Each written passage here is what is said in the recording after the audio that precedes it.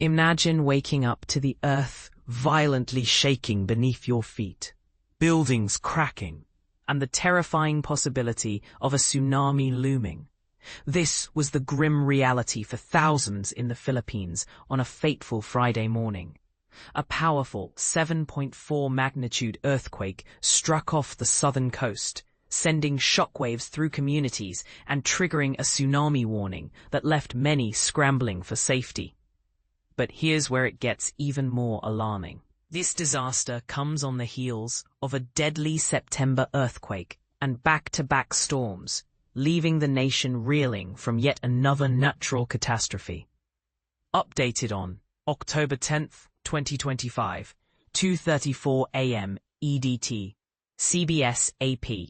In Manila, the capital of the Philippines, the quake's impact was immediate and devastating. At least 2 people lost their lives in Davao Oriental province, trapped under the rubble of their homes. Governor Nelson Dianghiran Sr. confirmed the tragic news, adding that approximately 250 patients were evacuated from a damaged hospital and temporarily housed in tents.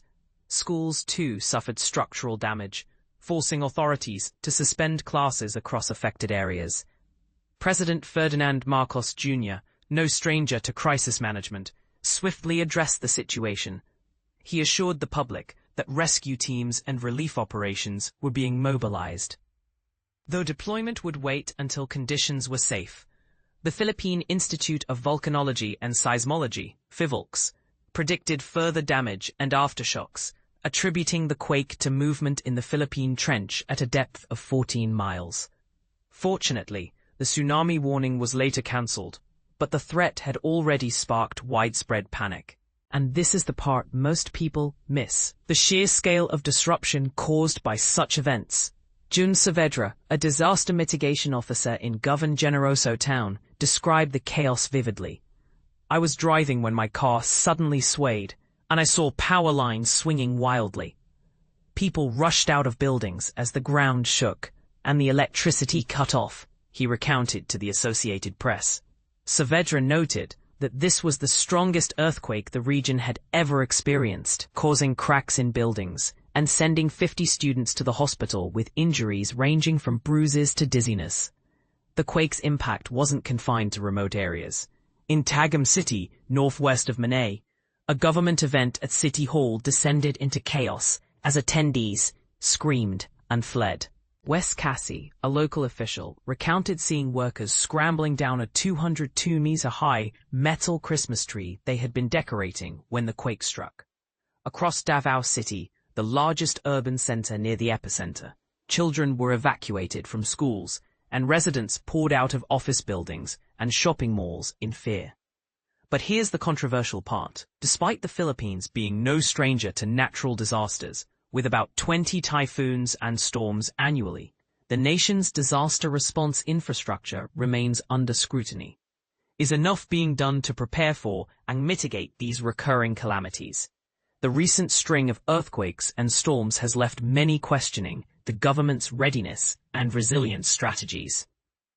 The Pacific Tsunami Warning Center in Honolulu detected small waves on the coasts of the Philippines and Indonesia before the threat subsided about 2 hours after the quake.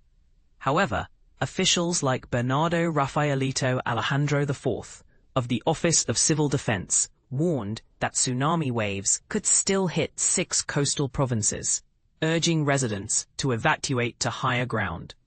Indonesia's Meteorology, Climatology, and Geophysics Agency reported small tsunami waves in North Sulawesi province, with heights up to 6.7 inches. Meanwhile, the Philippines is still grappling with the aftermath of a 6.9 magnitude earthquake on September 30th, which killed at least 74 people and displaced thousands in Cebu province. Adding to the global seismic activity, a 6.0 magnitude earthquake struck off the coast of Papua New Guinea on the same day, though no damage was reported. As the dust settles, one question lingers.